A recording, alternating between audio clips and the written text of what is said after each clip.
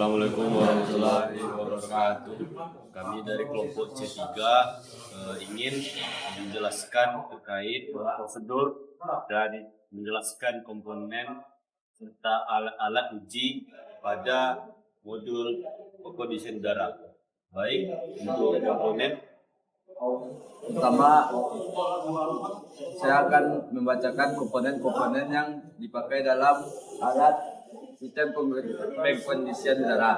Yang pertama itu kompresor, yang kedua kondensor, yang ketiga reservoir, yang keempat pompa air, yang kelima termokopel digital, dan yang terakhir pressure gauge. Dan alat-alat yang digunakan itu seperti pompa vakum, gauge manifold, terus ada thermocouple untuk mengukur temperaturnya, digital AC clamp. Ini saya akan menjelaskan untuk cara pengisian refrigeran pada modul sistem pengkondisian udara. Yaitu yang pertama kita memvakum agar untuk membuang udara di dalam sistem dengan waktu berkisar 10 hingga 15 menit. Kemudian pengisian refrigeran ini kita lakukan dengan cara frost line dengan menggunakan charging manifold. Kemudian kita sesuaikan ampernya dengan AC yang kita gunakan. Sekian dari saya. Baik, selanjutnya untuk pengujian alat uji. Setelah refrigeran diisi, maka langkah selanjutnya yaitu bak atau reservoir diisi dengan air. Kemudian pompa dihidupkan sehingga air mengalir ke dalam heat exchanger hingga air mengalir keluar dari dalam heat exchanger hingga ke bak penampung.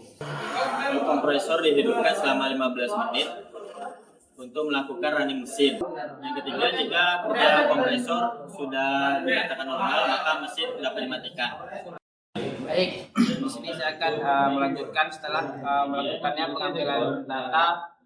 Langkah pertama yaitu menguji dengan laju aliran air.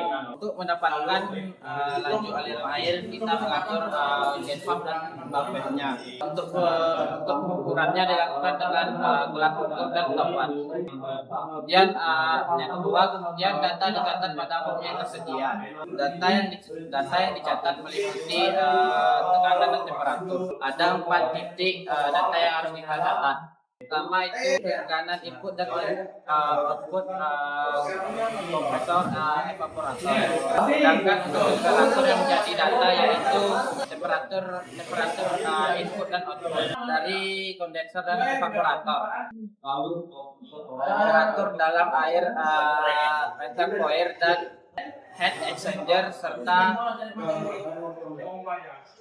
temperatur lingkungan. Yang ketiga yaitu pengambilan data yang di atas dilakukan 3 kali.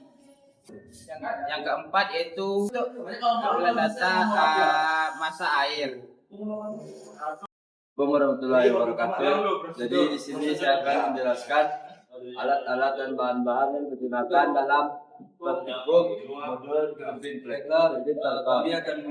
Yang pertama alat dan bahan. Alat dan bahan yang digunakan yang pertama itu pompa sentrifugal, yang kedua pipa PVC 3 inci, yang ketiga pipa filter 2 inci, yang ketiga elbow 2 inci, T-junction 3 inci, expand 3 inci, block valve 2 inci, dan terakhir flag. Sembilan ada handle, yang kedua ada X, yang ke-14 ada pintu, yang ke-15 itu kaca, yang ke-13 ada poros, yang ke-14 kuling, yang ke-15 ada bed, yang ke-16 ada tangki air, yang ke-17 tangga.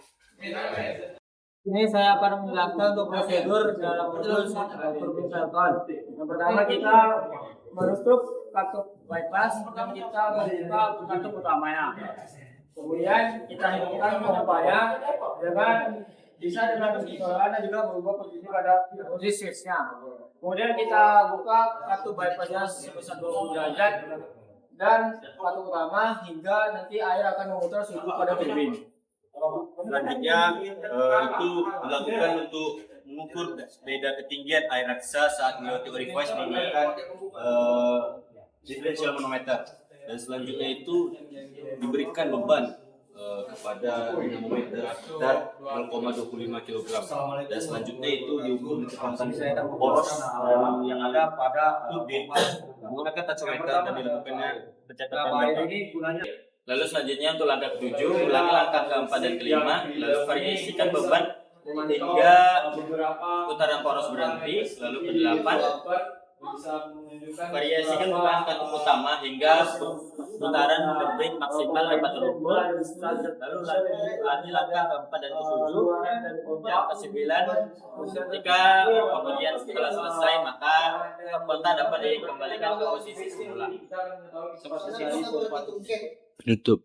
Terima kasih untuk penjelasan dan sekian. Assalamualaikum warahmatullahi wabarakatuh. Jadi di sini saya akan memperkenalkan alat dan bahan dari modul pompa sentrifugal. Baik, yang pertama itu ada pompa, yang kedua ada rangka, yang ketiga ada bak, yang keempat ada katup. Selanjutnya, di sini dapat kita lihat terdapat elbow, pipa PVC, voltmeter dan kontrol panel. Sekian dari saya tentang alat dan bahan. Saya akan menjelaskan prosedur untuk modul pompa sentrifugal. Maka yang pertama, untuk batunya kita buka dan kita lakukan pompanya. Bisa menggunakan kontrol padanya. Kemudian nanti pompa akan mengalirkan air dari bak satu menuju ke bak dua. Dia akan menggunakan berapa Selanjutnya lakukan pencatatan data dan ulangi dan variasikan data melalui program ini. Setelah semua variasi beban, setelah semua variasi telah dilakukan dan pencatatan telah dilakukan, maka pompa dapat dimatikan dan katup dapat ditutup. Dari situ aja. Terima kasih. Warahmatullahi wabarakatuh. Jadi di sini saya akan menjelaskan tentang alat-alat dan komponen yang terdapat pada modul motor bakar. Yang pertama yaitu komponen utama dari motor bakar itu sendiri. Pada motor bakar terdapat juga beberapa komponen pendukung seperti exhaust, engine start, stop kontak, dan baterai. Selanjutnya ada poros. Poros ini berfungsi untuk mentransmisikan daya yang dihasilkan dari motor bakar. Selanjutnya terdapat tangki bahan bakar yang berfungsi untuk menampung bahan bakar sebagai bahan bakar utama dari mesin motor listrik ini. Selanjutnya ada pengereman dan gas. Pengereman dan gas itu berfungsi untuk mengatur kecepatan pada motor bakar. Dan yang terakhir yaitu panel listrik. Panel listrik berfungsi untuk melihat data-data yang dihasilkan dari praktikum motor bakar yang kita lakukan. Sekian dari saya tentang alat dan komponen dari motor bakar. Assalamualaikum warahmatullahi wabarakatuh. Kami di sini kelompok 3 akan menjelaskan prosedur pengujian dari modul motor bakar. Yang pertama, memeriksa seluruh komponen mesin, pastikan seluruh alat ukur dan komponen berfungsi dengan baik.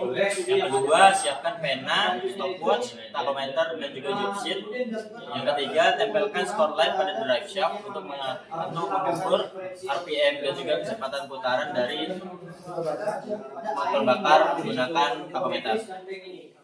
Yang keempat yaitu mengisi bahan bakar pada gelas ukur dari tangki bahan bakar.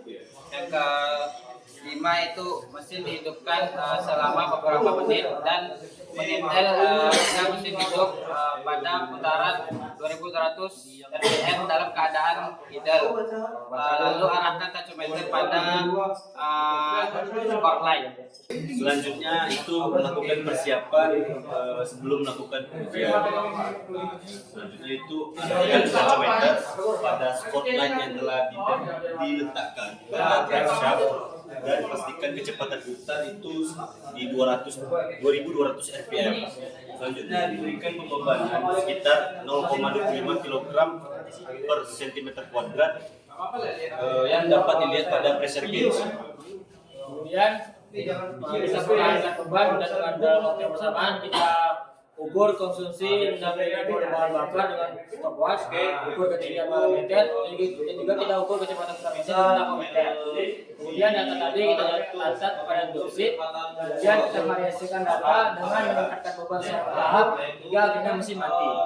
Sekian untuk prosedur modul terbakar. Terima kasih.